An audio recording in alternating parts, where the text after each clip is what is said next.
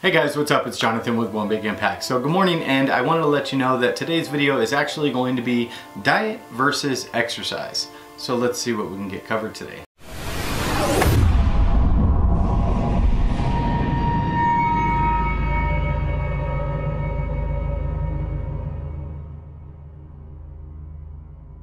Okay, so in today's society, you're going to hear a lot of different things. You're going to hear things like you can pretty much eat whatever you want, as long as you exercise like crazy or whatever. Unfortunately, that's misinformation created by the food industries, and that can be really difficult to be able to process and know what's real versus what's fake. So hopefully by the end of this video, I can clear up some of those things for you.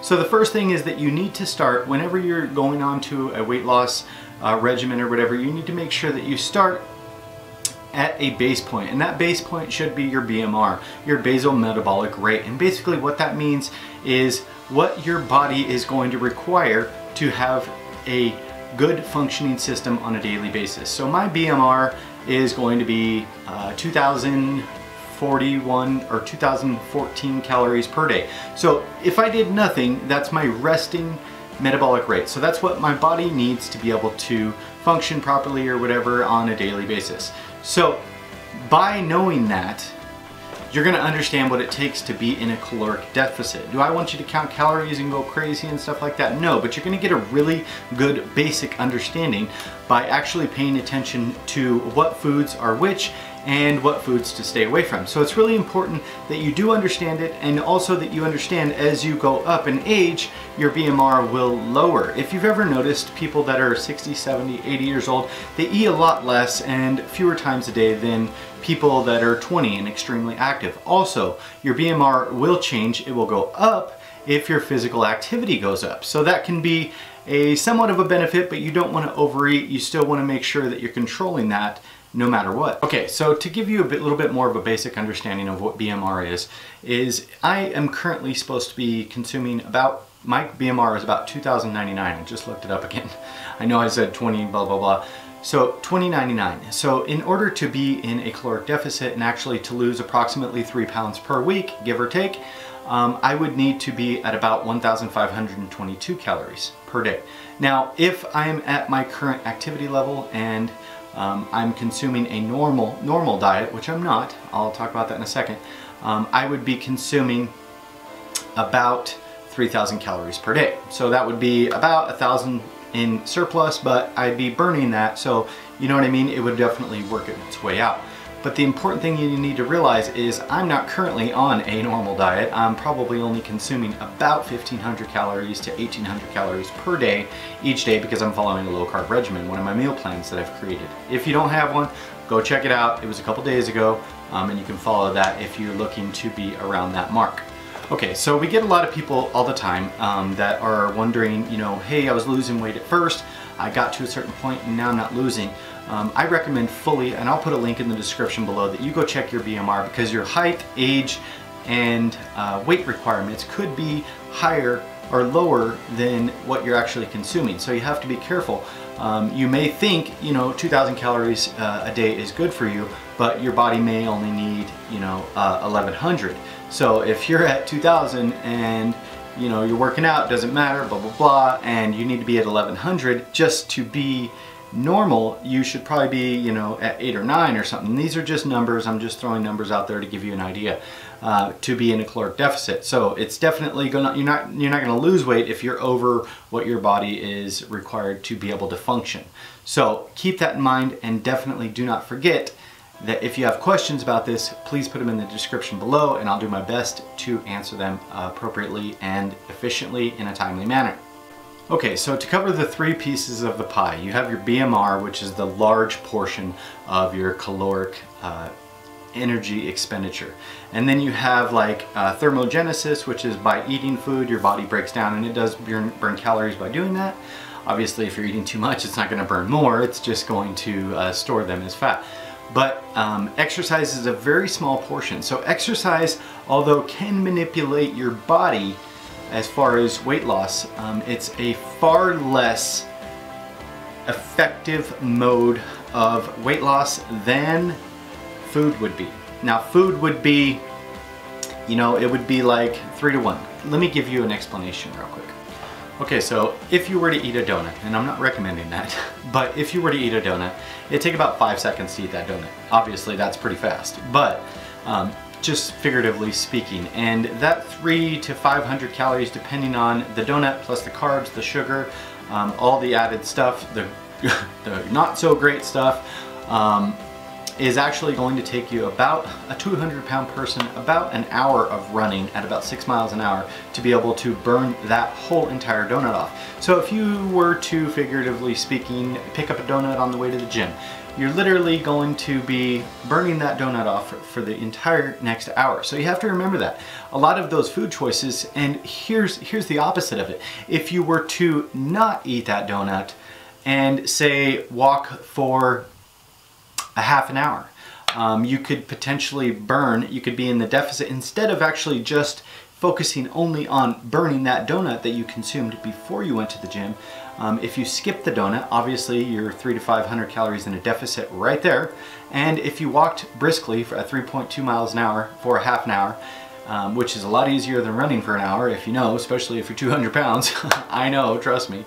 But you would be in a approximately, you know, anywhere between 550 and 750 in a deficit, which can actually be far more effective than eating a donut and lifting weights or running for an hour. So you'd have to keep that in mind. Okay, so now for a little bit of contrast between food and exercise to give you a little bit of an understanding about basically what I'm talking about. Now, to kind of wrap it all together and give you an idea. So say a 200-pound man ran at 6.2 miles or 6 miles per hour for 5 days, every day for a month. Studies show that he's going to lose approximately 5 pounds over the course of a month, which is good, right? Well, not really. If he were, and on the other end, if he were to control his food intake by thinking about this, if he were to create a deficit for 500 calories per day per month for one period of 30 days, he would lose 12 pounds. Well, which is better?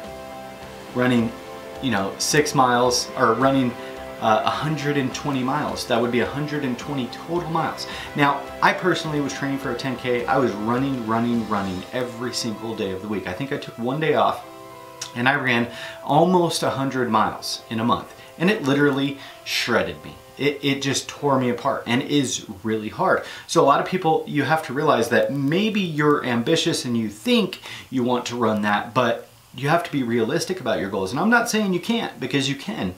But be realistic, and which one is going to be actually more likely to happen. Could you create a 500 calorie deficit, you know, skip a small little snack or whatever throughout the day? Or would you benefit more from running?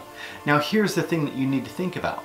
Obviously, you're about 2.5 times more likely to lose weight if you control your food intake. So 12 pounds versus 5 pounds if you were to exercise vigorously for a month, versus 12 pounds if you were to control your food intake and create a caloric deficit over a long period of time. So that being said, which is better? Well, not really either is better. Both combined make a good possible weight loss goal for yourself. Because if you think about it, would you rather lose 12 pounds or 5 pounds? Well, if it were me, I'd rather lose 17 pounds. So you have to think of it like that. Yes, exercise is less effective at weight loss as a weight loss tool, but it's also quite effective when added with a food diet meal program. So it's definitely two halves make a whole. It's important to be able to do both things effectively to get the biggest and best, most effective results. Okay, so now to circle back a little bit to the BMR. Now, you're losing weight, a lot of things are going good, and you're probably thinking, you know, what's next? I hit a plateau. I lost 20 pounds and everything's still good. I'm still on my meal plan. Everything is going good and I'm not losing weight. What's going on? Well, here's what's going on. A lot of the times when you lose weight, if I were to lose 10 pounds, say, my BMR is going to go down about 87 calories per day.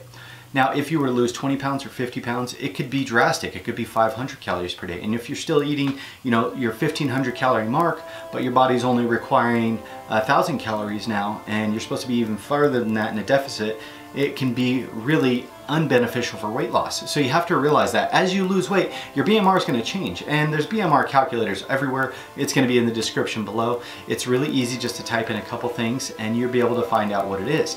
So if you're not losing, a lot of the times that is a quick go-to. If you're increasing your physical activity and you've lost weight, that's going to constantly change. So you're going to have to recalculate that periodically as your weight changes, as your age changes as well. Your body's constantly changing and evolving into something different. So you always have to be readdressing the issue and seeing why or what's going on. If you're losing weight, so be it. That's cool. That's awesome. But if you've hit a plateau, check that first. So I think going through this, we're able to understand which is more effective. Obviously, controlling the food that goes in your mouth is 2.5 times to be exact, more effective, 12 versus 5. But that being said, you have to make sure that you understand that both are clearly very effective and good for your body. Not only does exercise stabilize your mood, it stops you from not having circulation in your body, it's better for your cardiovascular system, it stabilizes mood, it does tons of things that are really positive for your body. So don't ever think, you know, I'm downing exercise, because I'm not. I exercise every day and I love it. And I think it's great for feeling good about yourself, your self-esteem, all kinds of things. It really is. But I will say that if you want to see the huge results, as well as feeling good about the results, you need to do both in tandem. You have to keep that in mind. It's really important to have a good solid meal plan that is going to keep you in a caloric deficit, otherwise you're never going to lose weight. But that being said, I hope you guys got all the information that you're asking for. If you have any questions, put them in the comment section below. Remember, this is Jonathan with One Big Impact. Remember also to spread love, not hate, and be stronger than your excuses. If you guys get a chance, if you're new here, go check us out on our Facebook group called Healthy Living for a Healthy Life. We have a beautiful community of lots of great supportive members, and we work on lots of things like weight loss, keto, Atkins, low carb, paleo, all kinds of things. And there's even people there that aren't following this lifestyle. They just want to live a healthier life and be the best version of themselves. And that's perfectly fine through motivation and being successful and things like that. So keep us in mind. You guys have a beautiful day. Don't forget to like, share, comment, and subscribe. And thanks for coming in. Peace.